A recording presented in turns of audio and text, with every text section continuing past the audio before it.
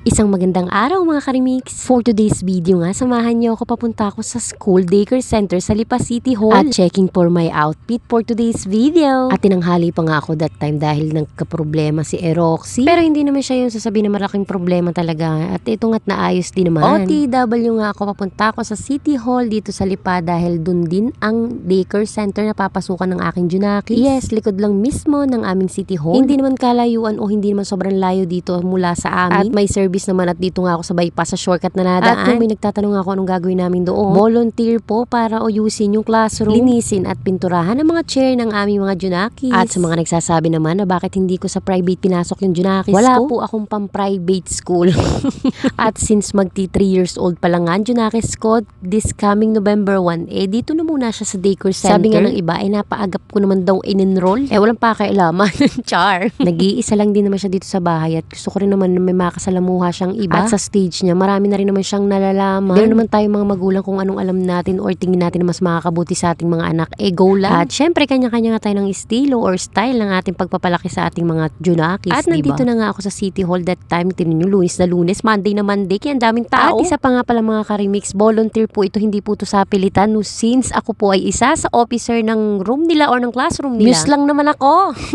Kaya naman ito, nagpunta rin ako kahit papano at kahit counting oras. At nandito na nga ako, bitbit ko yung dala kong pintura at ang paintbrush. Shout out sa'yo, Mayor. Tanghali na nga rin ako nakapunta dito dahil bukod nga sa nagka-problema si Eroxy, dapat ipaalis ako. At dapat nga si Habibi ang pupunta rito. Pero hindi nga ako natuloy dahil nga sa naging problema ni Eroxy. Kaya naman ako na lang sumaglit dito at ito no, nakakahiya doon sa mga nanay na naglilinis at na. At ito nga pala yung mga chair ng mga Junakis namin na papalitan na ng kulay. At bilang isa sa officer, maraming salamat po sa mga dumating at nag-volunteer para maglinis at magpintura ng ating mga chair. Mga daddy, mami na nakasama ko today. Di ba nakakatuwa pag nakikita natin yung mga kapwa magulang or parents natin, yung mga mami at daddy na nakiki-operate dito sa ating school. Yung mga active din. Nakala mo sila yung papasok at estudyante. Habang nagpipintura yung mga daddy dito sa harap, dito naman kami sa gilid ng aking mga kamami at naglilinis. Wala nga medyo lilinisin sa loob ng classroom, kaya dito kami nagtuon sa may labas sa gilid at harap ng classroom.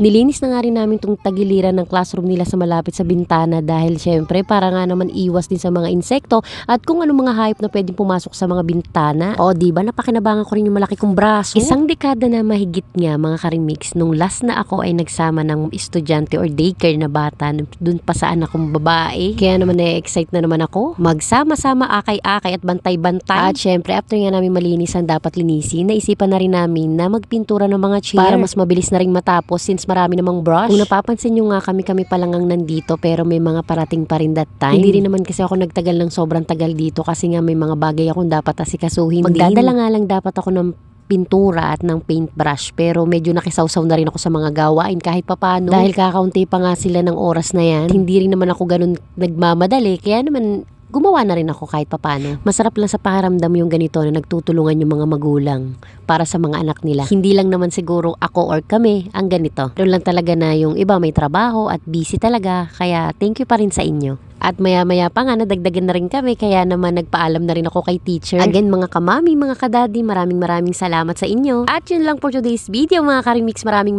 salamat.